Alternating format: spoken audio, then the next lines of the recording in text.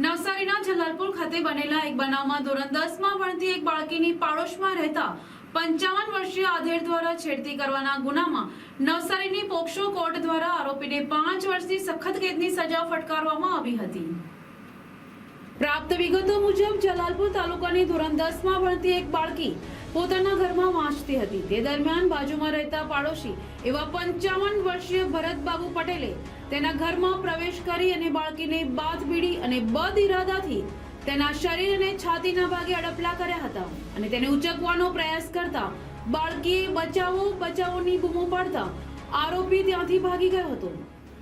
આ બાબતે પીડિતા દ્વારા મરોલી પોલીસ મથક ખાતે ફરિયાદ નોંધાવવામાં આવી હતી। ત્યારબાદ પોલીસે બાળકીની મેડિકલ તપાસણી કરાવી અને સાક્ષીના નિવેદન નોંધ્યા હતા।